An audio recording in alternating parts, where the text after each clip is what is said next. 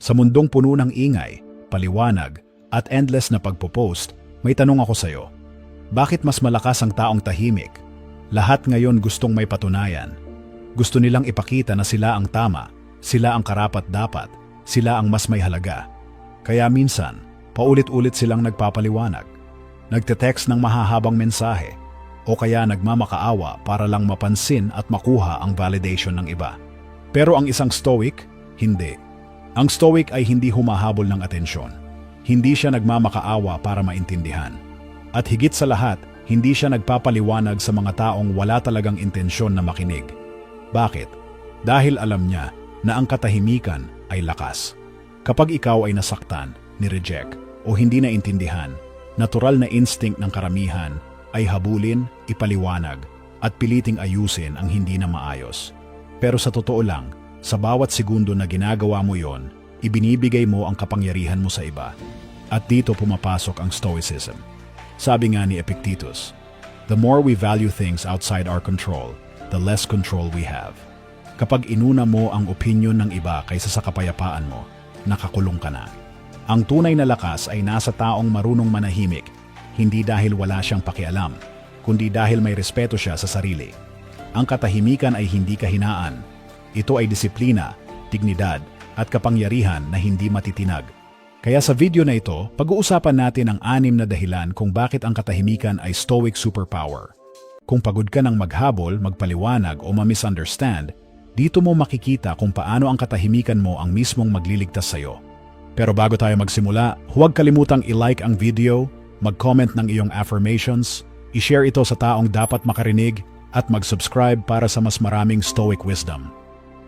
Number 1. Ang katahimikan ay mas malakas kaysa sa presensya. Napansin mo na ba na minsan, mas nararamdaman ng tao ang pagkawala mo kaysa sa presensya mo? Kapag palagi kang nandyan, palaging nagpapaliwanag, palaging naghahabol, parang hindi nila nakikita ang tunay mong halaga. Pero sa oras na tumahimik ka, bigla nilang mapapansin. Iba pala ang pakiramdam kapag wala ka. Ganito ang paradox ng katahimikan. Hindi ito nagtutulak, kundi humihila. Kapag patuloy kang nagpapaliwanag, mas lalo silang hindi nakikinig. Kapag humahabol ka, mas lalo silang lumalayo. Kapag pilit mong pinapakita ang halaga mo, mas bumababa ang tingin nila sa'yo. Pero kapag tumahimik ka, dun sila nagsisimulang mag-isip. Isipin mo ang sitwasyon. May kaibigan o taong mahal ka na biglang nagbago ng trato. Hindi ka sinasagot, hindi pinapansin, parang wala ka na sa mundo niya. Ang instinct mo, mag-text ulit, mag-send ng mahabang mensahe, magpaliwanag, baka sakaling magbago ang isip niya. Pero ang totoo, sa bawat pagpapaliwanag at paghabol mo, lalo mo lang ipinapakita na hawak nila ang kontrol. Dito pumapasok ang Stoicism. Sabi ni Albert Hubbard, "He who does not understand your silence will probably not understand your words." Kung hindi nila kayang intindihin ang katahimikan mo, paano pa nila mauunawaan ang mga paliwanag mo? Kaya sa halip na ubusin ang lakas mo sa paulit-ulit na paliwanag, piliin mong manahimik. Hindi ito kawalan ng malasakit, kundi tanda ng lakas ng loob. Kapag tumahimik ka, pinapakita mo na may tiwala ka sa sarili mo, na hindi mo kailangang ipaglaban ang halaga mo sa maling tao. At dito nagiging makapangyarihan ang katahimikan. Sapagkat ang katahimikan ay parang salamin, pinapakita nito sa kanila ang kanilang sariling asal. Kung may respeto sila, sila ang lalapit. Kung may malasakit sila, sila ang hahanap. Pero kung wala silang pakialam, mananatili silang wala. At sa puntong iyon, malinaw na sagot na iyon para sa iyo, kahit walang salita. Ang katahimikan ay hindi kawalan ng aksyon. Isa itong intentional choice. Pinipili mong huwag magsalita dahil alam mong hindi lahat ng tao karapat-dapat sa paliwanag. At sa pamamagitan ng katahimikan, muli mong binabawi ang kapangyarihan na minsan ay ibinigay mo sa kanila. Huwag kang matakot kung may mga taong maiinis o malilito sa katahimikan mo.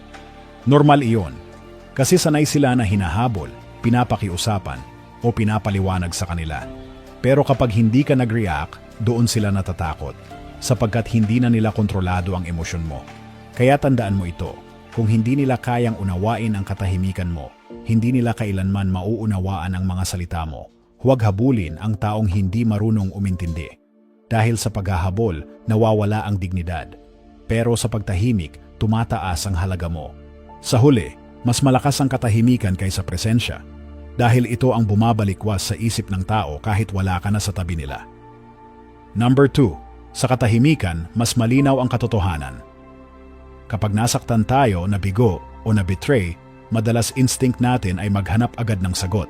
Tumatawag tayo sa mga kaibigan, nagpo-post online, o humahabol ng paliwanag mula sa mismong taong nakasakit sa atin. Ang akala natin, sa ingay at dami ng opinyon, doon natin makikita ang solusyon. Pero ang totoo, mas lalo lang tayong nalilito. Sa Stoicism, may ibang paraan. Hindi reaction ang unang hakbang, kundi reflection. Sa halip na makinig agad sa ingay ng iba, pakinggan mo muna ang sarili. Sabi ni Marcus Aurelius, kung nababahala ka, hindi ito dahil sa bagay mismo kundi sa interpretasyon mo dito. Isipin mo iyon. Hindi ang pangyayari ang tunay na nagpapahirap sa iyo, kundi ang paraan ng pagbasa mo rito. Halimbawa, may kaibigan na hindi nag-reply sa mahalagang mensahe mo. Ang una mong iniisip, wala na siyang pakialam o galit siya sa akin. Doon na pumapasok ang stress, galit at lungkot. Pero kung titigil ka sandali at tatahimik, makikita mong posible rin na busy lang siya, may problema, o wala lang talagang oras sumagot agad. Hindi ibig sabihin na iniwan ka na niya.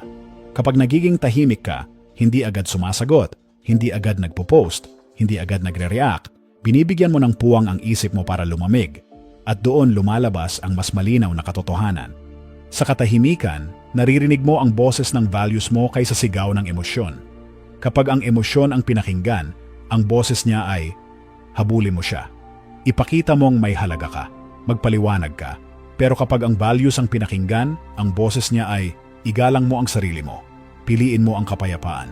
Huwag mong ibigay ang kontrol sa taong hindi naman karapat-dapat. Kaya mahalaga ang tinatawag ng mga Stoics na pause. Bago magdesisyon, bago magsalita, bago mag-react, tumahimik muna. Ang katahimikan ay parang filter.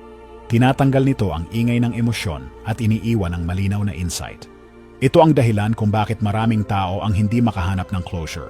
Kasi hinahanap nila ang sagot sa iba, pero hindi sa loob. Habang ikaw naman, bilang Stoic, alam mong ang totoong sagot ay hindi galing sa paliwanag ng tao. Ang sagot ay galing sa reflection, sa tahimik na oras kung saan mas naririnig mo ang katotohanan. At kapag natutunan mong pakinggan ang sarili sa katahimikan, mas nagiging buo ka. Hindi ka na basta-basta nadadala ng emosyon o sinasakyan ng opinyon ng iba. Hindi ka na sunod-sunuran sa galit, lungkot o takot. Ikaw mismo ang pumipili kung paano ka magre-respond. Lesson, kapag tahimik ka, mas malinaw ang boses ng values kaysa emosyon. At dito nagsisimula ang tunay na kapangyarihan ng Stoicism, ang kakayahan mong piliin ang response mo imbes na paikutin ng emosyon. Number 3, huwag magmakaawa ng closure. Isa ito sa pinakamalaking bitag na pinapasok ng maraming tao, ang pagmamakaawa ng closure. Lahat tayo gusto ng malinaw na ending, isang final na paliwanag, isang honest na pag-uusap, isang huling mensahe na magsasara ng lahat ng tanong. Pero sa totoo lang, sa paghahabol ng closure, mas lalo lang tayong nasasaktan. Bakit? Kasi kung talagang may malasakit sila, hindi mo kailangang humingi, kusang ibibigay iyon. At kung ayaw nilang ibigay, ibig sabihin hindi nila ito kayang ibigay. At doon ka dapat matahimik. Sabi ni Epictetus, don't explain your philosophy. Embody it. Hindi mo kailangang ipaliwanag ang damdamin mo sa taong hindi interesado. Ipakita mo sa kilos mo na tapos ka na. At ang pinakamalakas na paraan ay ang katahimikan. Tingnan natin ang cycle na madalas nangyayari, nasaktan ka. Hiningi mo ang closure. Sinalubong ka ng malamig na tugon o minsan wala talagang sagot. Mas lalo kang nasaktan. At paulit-ulit na lang hanggang maubos ang respeto mo sa sarili. Kapag tahimik ka, doon nagsisimula ang tunay na healing. Hindi dahil wala kang pakialam, kundi dahil ayaw mong ibigay ang kapangyarihan ng healing mo sa kamay ng iba. Closure is not something they give, it's something you decide. Halimbawa, iniwan ka ng taong mahal mo na walang paliwanag. Ang instinct mo, mag-send ng mahahabang mensahe. Bakit mo ginawa ito? Ano bang mali ko? Ano bang kulang? Pero isipin mo, kahit sagutin ka nila, may peace ka ba? O lalo ka lang lalong masasaktan sa malamig o half-hearted na sagot? Totoo ito, ang taong kayang iwanan ka ng walang paliwanag ay hindi biglang magiging tapat dahil lang sa demand mo. Kaya bawat paghabol mo ng sagot, para ka lang kumakatok sa pinto ng taong wala sa bahay. Kaya ang Stoic, imbes na magmakaawa ng closure, gumagawa ng sariling closure. Closure ay ang pagtanggap na yun lang ang kaya nilang ibigay. Closure ay ang pag-unawa na kahit anong paliwanag, hindi magbabago ang ginawa nila. Closure ay ang pagbitaw at pagtahimik kahit walang the end. At dito mo mababalik ang dignidad mo. Hindi mo kailangang puwersahin ng iba na ayusin ang sugat mo. Ikaw mismo ang tatakip sa sugat sa pamamagitan ng pagpili ng kapayapaan. Kaya tandaan mo, ang paghahabol ng closure ay isang anyo ng pagtataksil sa sarili. Pinipili mong ipasa sa iba ang responsibilidad na mahalin at igalang ka. Pero kapag nanahimik ka, ipinapakita mong kaya mong mahalin ang sarili mo nang hindi kailangan ng pahintulot ng iba. Huwag magmakaawa ng closure. Huwag magpaliwanag kung bakit ka aalis. Ang mismong katahimikan mo na ang magsisilbing sagot. Number 4, katahimikan ang naglalantad ng katotohanan. Alam mo ba kung bakit takot ang maraming tao sa katahimikan? Dahil sa katahimikan, bumabagsak ang mga maskara. Ang salita ay maganda, pero aminin natin, madali itong gamitin para magtago. Ang mga tao kayang magsabi ng mahal kita kahit wala namang intensyon. Kaya nilang humingi ng sorry kahit wala talagang balak magbago. Kaya nilang gumawa ng paliwanag para i-justify ang maling ginawa. Pero kapag nanahimik ka, wala silang mapanghahawakang salita. Wala silang mapaglalaruang paliwanag. Doon mo makikita kung sino talaga sila. Sabi ni Ralph Waldo Emerson, "What you do speaks so loudly that I cannot hear what you say." Ibig sabihin, mas malakas ang aksyon kaysa sa salita. At sa katahimikan, mas lumilitaw ang pattern ng isang tao kaysa sa mga pangako nila. Halimbawa, iniwan mo munang hindi mag-message ang isang taong laging may dahilan. Mapapansin mo, kung totoo silang may malasakit, sila ang kusang hahanap. Kung ginagamit ka lang nila, tatahimik din sila at tuluyan nang mawawala. Kung manipulative sila, magagalit sila at sisimulang akusahan ka, hindi dahil mali ka, kundi dahil nawala ang kontrol nila sa'yo. Ganito ka brutal pero ganito rin kalinaw ang katahimikan. Hindi mo kailangan ng confrontation. Hindi mo kailangan ng mahabang diskusyon. Huwag ka lang magsalita at kusa silang maglalantad ng totoo nilang kulay. Ito ang dahilan kung bakit ang mga Stoics ay hindi padalos-dalos sa pag-react. Hindi sila agad bumibigay sa emosyon. Pinipili nilang manahimik para makita kung sino ang tunay na tao sa paligid nila. Kasi sa katahimikan, hindi mo lang nakikita ang iba, nakikita mo rin ang sarili mo. Ang katahimikan ay hindi kawalan ng aksyon. Isa itong malinaw na obserbasyon. Parang hawak mong salamin at ipinapakita sa kanila, ito ang ginawa mo. Ito ang pinakita mo. Hindi ko kailangan ng paliwanag mo. Nakita ko na ang totoo. At minsan mas masakit pa ito kaysa kahit anong sermon. Dahil ang salita pwedeng i-ignore, pero ang kawalan mo, hindi. Ang presence mo pwede nilang balewalain, pero ang absence mo ramdam nila. Kaya huwag mong gawing hobby ang pagpapaliwanag. Huwag mong gawing tungkulin ang panunuyo. Ang katahimikan mo ang maglalantad kung sino ang karapat-dapat manatili sa buhay mo. Lesson: ang salita ay pwedeng magtago ng kasinungalingan, pero ang katahimikan ay laging magpapakita ng katotohanan. Huwag kang matakot mag-obserba. Huwag kang matakot magpigil ng salita. Sapagkat doon mo makikita kung sino ang tunay na kasama mo at sino ang dapat mong bitawan. Number 5, hindi pagpapaliwanag ay tunay na confidence. Aminin natin, kapag may hindi nakakaintindi sa'yo, masakit. Kapag may nagsabing mali ang intensyon mo o binigyan ka ng maling label, natural na gusto mong magpaliwanag. Gusto mong ipakita, hindi ako yan. Mali ang tingin mo. Pero dito nasusubok kung gaano ka talaga kalakas. Kasi ang Stoic, hindi niya inuubos ang oras niya sa pagpapaliwanag sa mga taong sarado na ang isip. Bakit?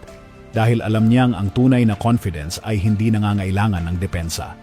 Sabi ni Marcus Aurelius, "Don't waste what remains of your life in speculating about others, unless with a view to some mutual benefit." Kung isusumite mo ang buhay mo sa pag-iisip ng opinyon ng iba, sayang lang ang panahon. Isipin mo ito, tuwing nagpupumilit kang magpaliwanag sa taong ayaw naman talagang umunawa, para kang humihingi ng permiso na maging totoo. Imbes na ipakita ang halaga mo sa gawa, binibigay mo ang kapangyarihan sa kanila para diktahan kung sino ka. At ito mismo ang kabaligtaran ng confidence. Ang taong hindi nagpapaliwanag, hindi dahil sa kayabangan, kundi dahil sa kapayapaan. Alam niya sa puso niya na malinis ang intensyon niya. Alam niya na naka-align ang action niya sa values niya. At kung may taong hindi makakita nun, problema na nila yon, hindi kanya. Kadalasan kapag hindi ka nagbigay ng paliwanag, tatawagin kang cold, selfish, o suplado. Pero ang totoo, hindi ikaw ang nagkulang. Sila ang nagkulang sa effort na kilalanin ka ng tama. At kung mawalan ka man ng mga taong ganoon, tandaan, hindi iyon loss, alignment iyon. Dahil sa hindi pagpapaliwanag, lumalabas ang tunay mong lakas. Hindi ka na nag-aaksaya ng oras sa pagbibigay ng subtitles sa mga taong hindi interesado sa pelikula ng buhay mo. Hindi ka na nagbubuhos ng energy para kumbinsihin ang taong ayaw naman talagang makinig. At ang pinakamagandang bahagi nito, mas lalo kang nagiging attractive at respectable sa mga tamang tao. Bakit? Kasi ramdam nila ang dignidad mo. Ramdam nila na hindi mo kailangang ipilit ang sarili mo para tanggapin. At ang respeto nila ay kusang ibinibigay, hindi hinihingi. Lesson, ang hindi pagpapaliwanag ay hindi pagiging mayabang. Ito ang pinakamatibay na anyo ng confidence. Sapagkat ipinapakita mo na sapat ka kahit walang approval ng iba. Hindi mo kailangang ipagsigawan ang halaga mo dahil ang kilos mo at katahimikan mo na mismo ang nagsasalita. Kaya sa susunod na ma-misunderstand ka, huwag mong ubusin ang lakas mo sa pagdepensa.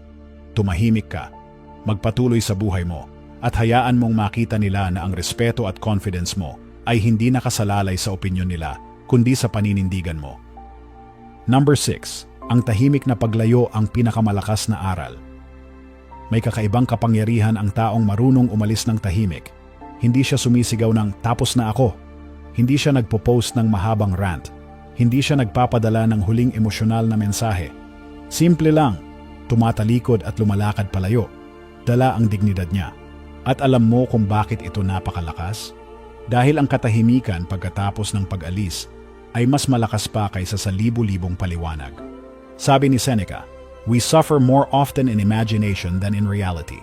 Kapag tumahimik ka at tuluyang lumayo, naiwan sila hindi sa harap ng paliwanag mo, kundi sa harap ng sarili nilang imahinasyon. Nagsisimula silang mag-isip, bakit hindi siya nag-react? Bakit hindi siya bumalik? Wala na ba talaga siyang pakialam? At doon nagsisimula ang totoong leksyon, hindi mula sa salita mo, kundi mula sa kawalan mo.